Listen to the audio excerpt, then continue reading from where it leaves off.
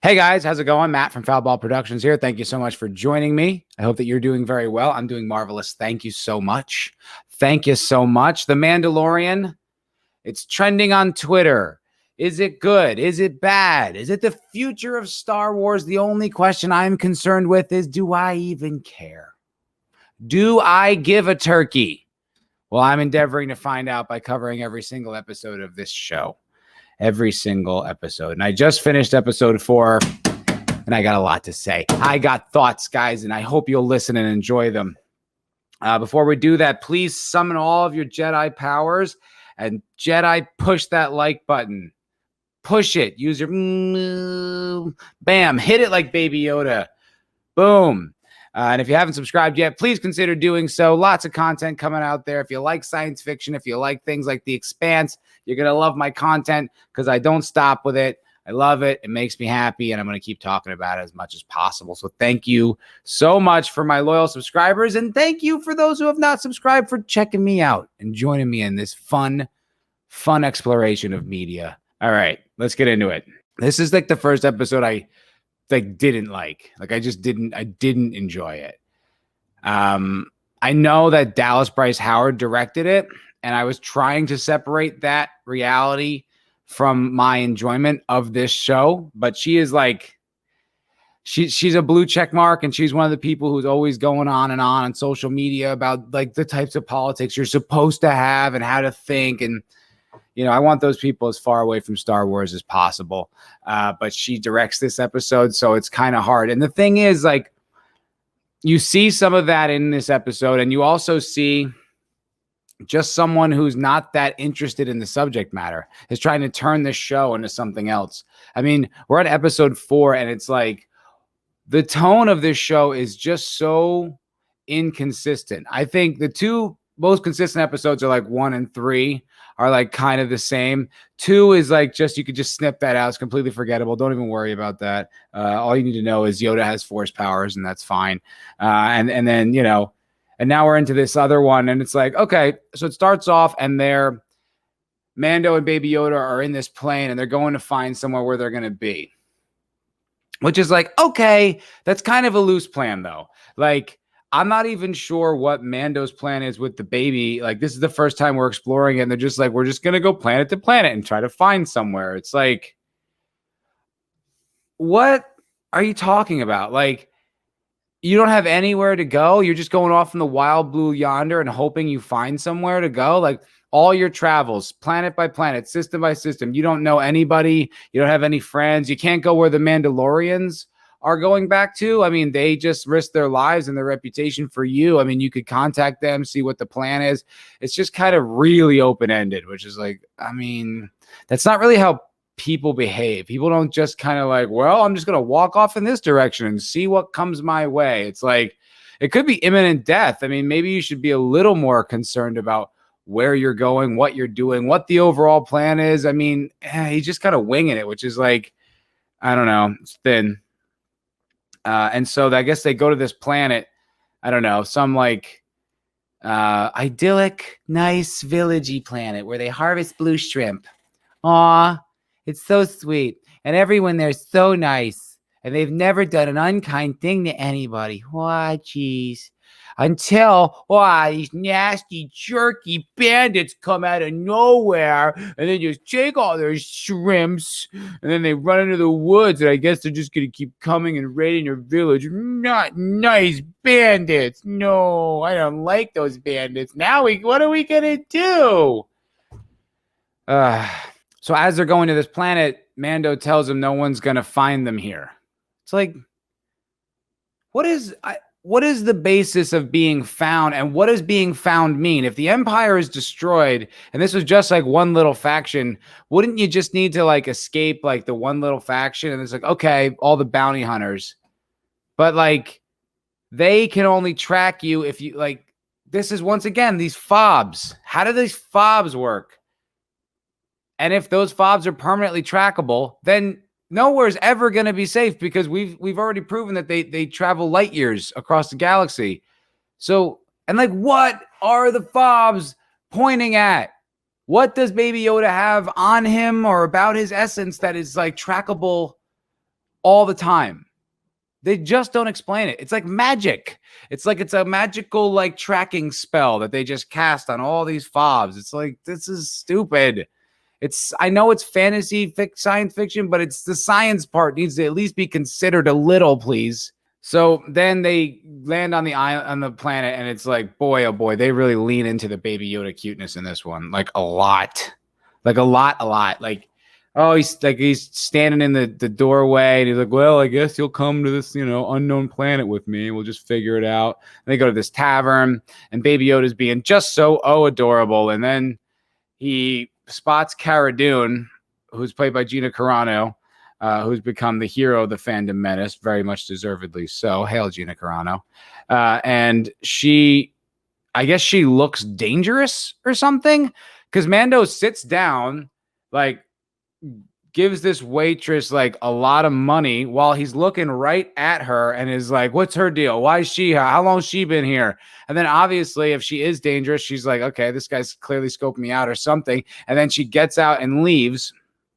And then he goes to follow her. And lo and behold, the mask does have magical vision abilities. You can it's got some sort of, he can track footprints now. It's like, so it could do that, but when he was fighting the giant monster in the cave, he didn't think to go to infrared or anything, so he could maybe get the drop on this thing. He resorted to an old flashlight. So, okay, right there, we're inventing abilities that Mando can do. We didn't think about it we didn't start the show with what are the things he can do? What are his abilities? Let's live in these constraints. No, we'll just figure out new ones on the fly. Oh, great. How interesting. Or contrived. So then Cara Dune, Gina Carano's character, figures out she's being watched and then jumps at him, and they have this fist fight, which is so dumb. He's in full Beskar armor, which took him a long time to acquire, which I imagine stops blaster bolts. Why is she punching him in this metal helmet? Why is she even entertaining a fist fight when she's proven at the end of the fight to have a blaster? Why would she even bother? Well, if you just if you had a gun and you had to fight someone in full SWAT combat armor, why would you gonna punch him in the metal? Wouldn't your hand shatter immediately? It's just stupid. I know Gina Carano is a MMA fighter, like a professional or retired. So we have to show that off. But is this really the best way to display it, making it dumb? Also, she's way too strong. She's throwing Mando around like he's 100 pounds. He's just whooping her wing pow ping. It's just really I know she is a genuine badass in real life, and the character is supposed to be badass, which is cool. I respect that. But it's it's not really that awesome to watch our hero just get thrown around by a girl when it's not even a meaningful fight. He just met this girl. We don't even know who she is or what she is. So it's to watch him pretty much get brought to the edge with no buildup is ugh. It just doesn't make him look good, and it definitely feels like we're servicing girl power here. More on that later. And so in the middle of this fight, he's inept all of a sudden. He can't get the drop on her, and so he's down, and he always has this flamethrower in his wrist. So now he just completely breaks his already established protocol and lights up the flamethrower and then wildly swings it at her. And of course, she has enough time to stomp on his hand. It's Mando has been proven to be extraordinarily competent in combat arts. Now, I'm not saying that this character that we introduce has to be subservient or less than him, but he looks like a fool. He's whoa, I guess I'll better turn this on to alert her. And then it's really? And every other time he's done that, he's aimed it before he fired it. So what's going on? It's just okay. And Gina Carano has become a social media hero. I love her now, but still, it doesn't mean that this isn't stupid. It's kind of stupid. And it's not even really that clear as to why Mando is so interested in her to begin with. As soon as he sees her and then he chases her out. And I guess, it turns out that she's what's it called? A bounty hunter like him. And he knew that or something. It's it just was a really clunky way to go. I don't know. It just didn't work for me. I was all right, this is obviously just a fight. They have to have action. It's oh, we got to check the 7-minute action mark. That's so adorable. Look at Baby Yoda. He's drinking a cup. He's just sipping on it. Oh, it's so cute. He's a baby. Oh my God. With the you can feel it. This is only the first, I don't know, 10 or so minutes, but as I'm watching this episode, I'm like, oh man, we are gonna get a lot of Baby Yoda in this episode, and we did. Oh my god, we did. We get so much. It's just getting disgusting. It's like, dude, I like sugar too, but if I eat sugar 4 times a day, you know what I mean? If I'm eating cupcakes all day, I'm like, oh god, no, keep it away. Like that's how this feels. Like, yeah, I like sweet and cute, but if it's constant, all right, no. And so then Mando and Cara Dune like kind of like make up or whatever. I don't know, based on I'm not sure what, that he's got Baby Yoda with him, which she already knew. So it was a battle of wits. I don't know. That's what I mean. It's just a forced fight. Why did it even happen? It shouldn't have. It's just like, oh, she's tough. It's like, okay, that's the only way to have established that. Whatever. So then she's like, and Amanda explains what's going on. And then she goes, yeah, well, I was here first. And then he's like, well, I guess we got to find a new planet.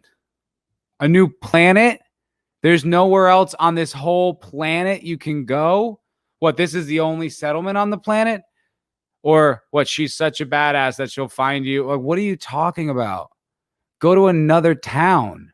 And then later on in the episode, Gina Carano says, this is a big planet to like all the villagers. So what is the foundations of this storyline? It doesn't like track. Like all your ideas just, it's like you just kind of, as you're going, just making it up. Like there's no bigger plan here. There's no like arc or goal. It's like, what? Why? And so then Mando goes to his ship in the woods, where he like, tucked it away or whatever.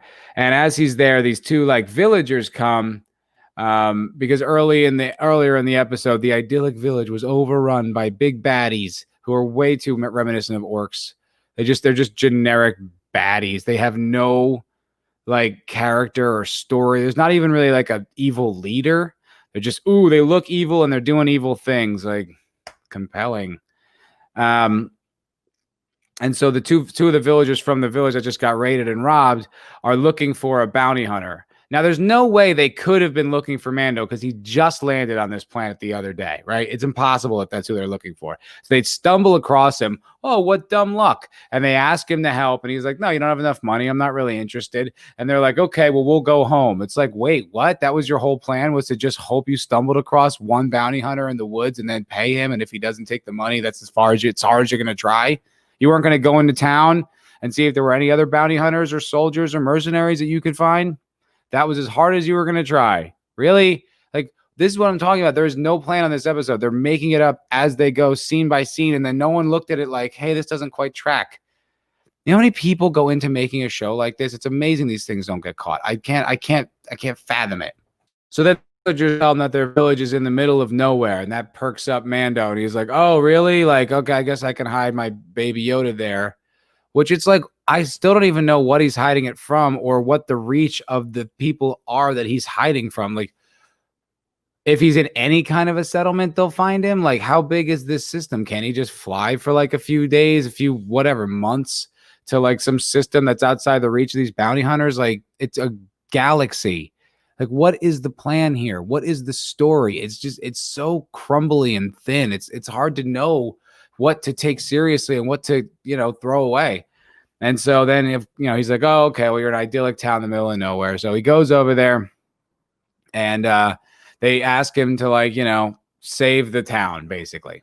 And before he does, he goes back and gets Gina Carano, Cara Dune, who's sleeping in the woods, just up against a tree. Like she's a traveler, like on her way somewhere. It's like she just established a scene before that she lives in that town. Why is she sleeping in the woods? And if you're sleeping in the woods, why doesn't she have like a tent or like a setup or like a bedroll? She's literally just leaning up against like a tree sleeping. It's like, what? This is how you live your life every day? What? Like, what are these ideas? What is all this stuff just thrown in here? None of it makes any sense. It doesn't correlate to the characters you've written at all. And so whatever, he convinces her to go help him, liberate this village or whatever. And they get on this barge thing and go to this little village. And on the way, they're talking.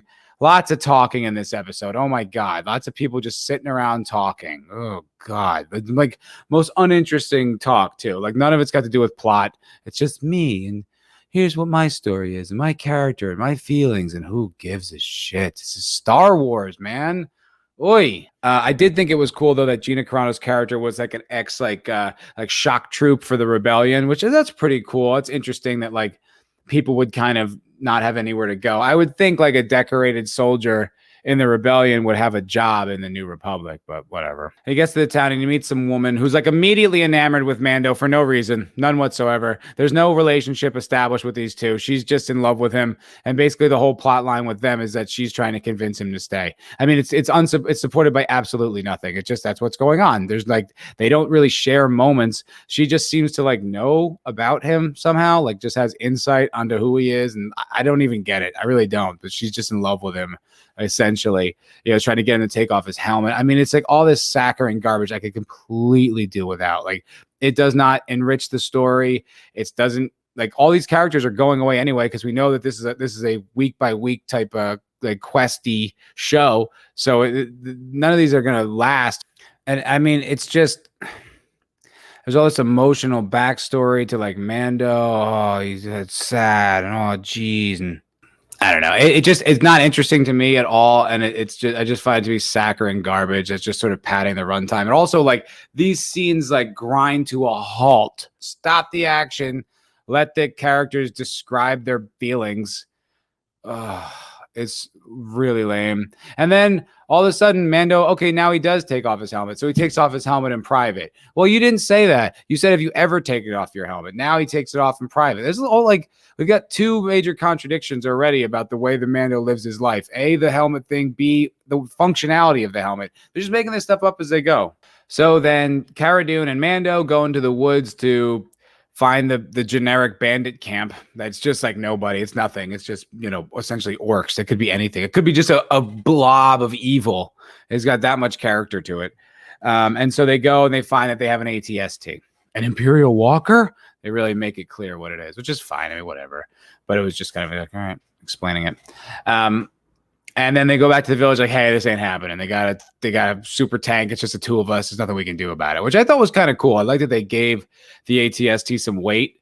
I thought that was fun. I was like, okay, cool. I like that. That makes sense. It's like, it kind of makes it badass. And they're like, hey, listen, like we can't, there's nowhere else we can go. And then Cara Dune says, it's a big planet. Oh, I guess it is big. And, eventually they cave and they're like, okay, we can train the villagers to fight and defend. And lo and behold, the only one who's got any combat experience in the village is the woman that's in love with Mando or whatever.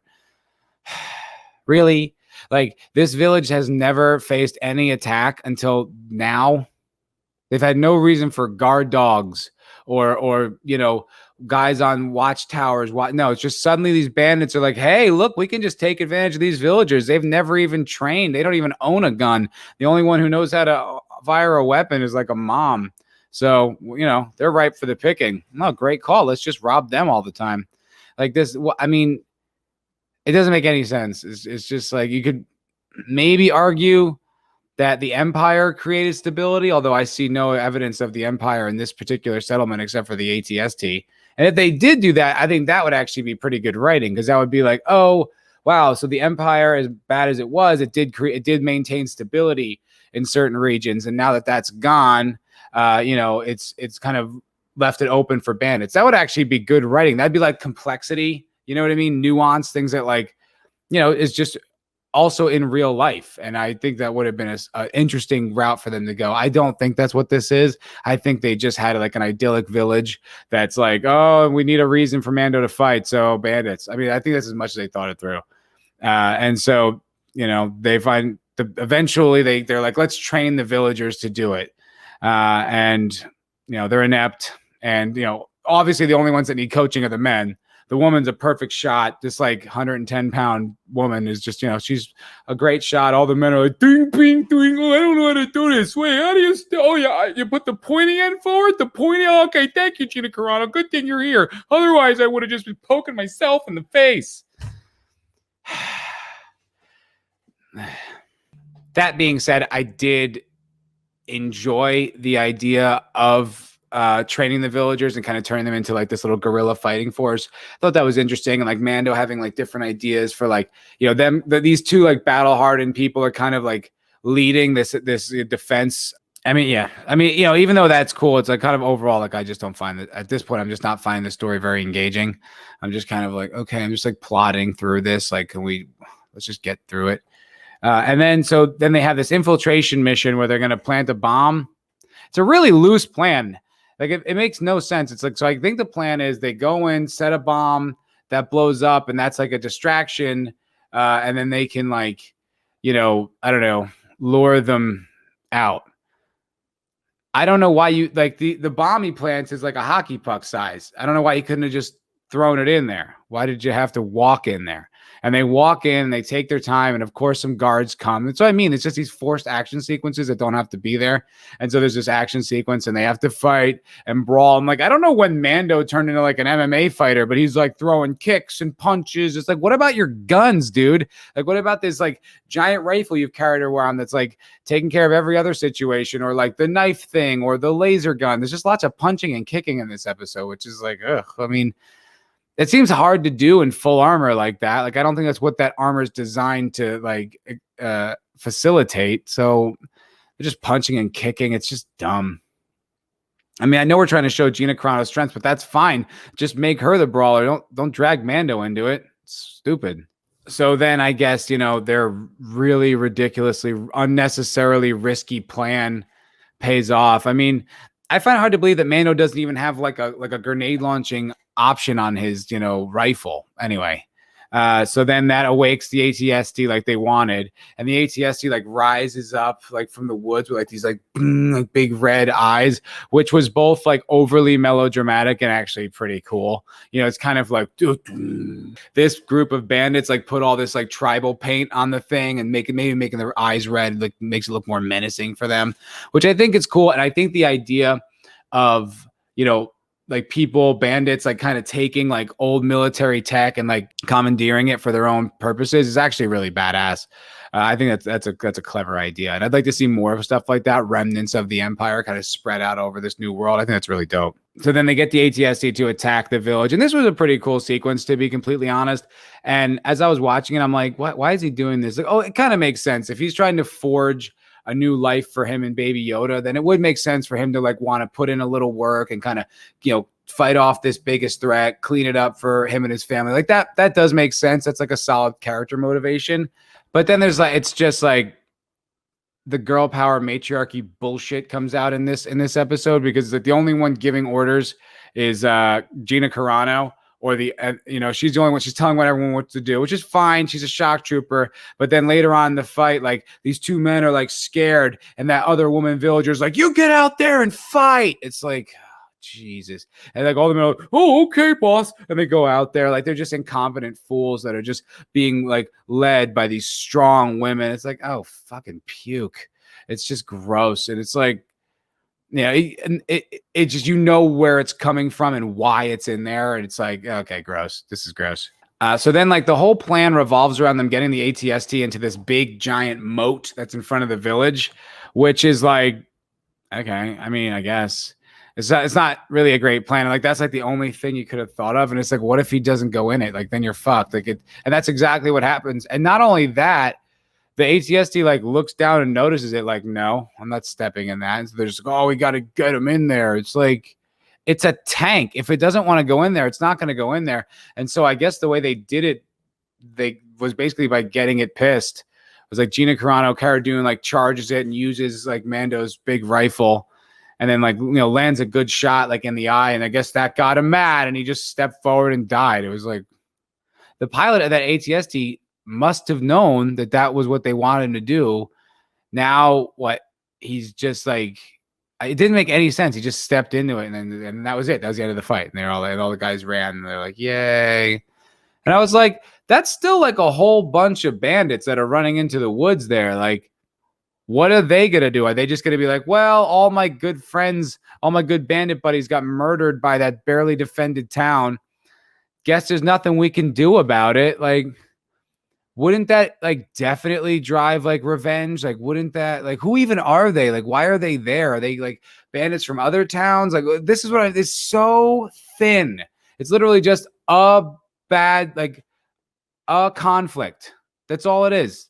Conflict, and then town fight. It's so stupid. And then the rest of the episode is just so saccharine and sweet. And this girl who loves Mando for no reason is trying to get him to stay. And he's like, okay, I'll keep Baby Yoda there, and he's talking to Cara Dune about it. He's like, yeah, I think I'm going to leave it. And before he does that, I want to point out this is the worst line that I've seen in this entire show. It's terrible. He goes to her, we raised some hell here a few weeks back. What? First of all, who talks like that? Second of all, a few weeks? Are you mean to tell me that from the last scene where that thing just exploded and now we're standing on it's been a few weeks? Like, there is no reason to believe that much time has passed. And it's like, that is the most throwaway, banal, like exposition laden line I've ever heard. We raised some hell here a few weeks ago. Oh, ew, man. And that you could tell that was thrown in after the fact, probably an ADR to, I don't know what, like, raise the stakes of the potential of Baby Yoda being here. I mean, terrible. It was just like, oh God, when that happened, I was like, gross. But at least him wanting to leave Baby Yoda there is in line with his character and like what makes sense. It's like, I can't keep this kid forever. What am I just going to run around with this like Baby Yoda thing? It's 57. I mean, it's not going to, reach adolescence for like another 100 years. So it makes sense to leave him in the village. Okay. And then somehow these magical tracking fobs tracked Baby Yoda down. No explanation, none. A bounty hunter's in the woods, and I guess he's now like an assassination squad because they didn't even want to get Baby Yoda. They just wanted to murder him. Who wants to murder Baby Yoda and why? I thought there was something to extract out of Baby Yoda that was like the motivation for this evil empire, sect. Like, now you just want to kill the thing? Like, to whose end? It's a baby. Like, I know it's a powerful Jedi, but you'll be long dead before it's ever a force. Like, what are you so concerned about the legacy of this? Like, it's stupid. And then so it's got it sighted up, and then there's a gunshot, but it was Cara Dune who saved the day, and it was so corny. She's just standing behind him. It's like there's no, it's just a complete Deus Ex Machina. That could have been a lightning bolt. There was nothing to establish that she knew that was happening. She got the drop on it. It was just like, Cara Dune got him. Boo. Like the threats in this episode have zero weight, none. It's just so like thin. It's like evil bounty hunter, evil bandits. And then the episode's pretty much over. And I mean, and this like, I was just left thinking about the village that they just liberated or whatever. And it was like, there's no hierarchy to this village whatsoever. There's no like mayor. It's just like this communal, idyllic, perfect, lovey. It's like, ugh. It's like something out of a children's book. It's just, there's zero complexity to it whatsoever. And I guess now they got to go find another planet to like, for whatever reason, I guess they're just going to planet hop until they outrun the bounty hunters, or like, it doesn't make any sense. Like, is he just going to hope that the next one doesn't find him, or is he going to go try to kill them all? Like, what's his goal? What's his plan? There's no story here. You just have a few elements that you like throw into these like these little pocket adventures. It doesn't work. This is the first episode like I genuinely did not like, where I was like, this is dumb. It's dumb. I give it a C-, and that's probably being generous.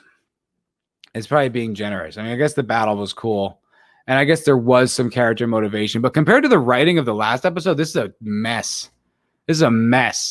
The last episode made perfect sense, and it was visual. It was a script. That's someone who is a script writer, Favreau. Like, it had an arc. It made sense. Opens in a location, ends in the same location, but so much has changed. There's character motivations. The plot flows like a river. It was good. It was really watchable. This was Drek. This is somebody just dressing up Star Wars for a day.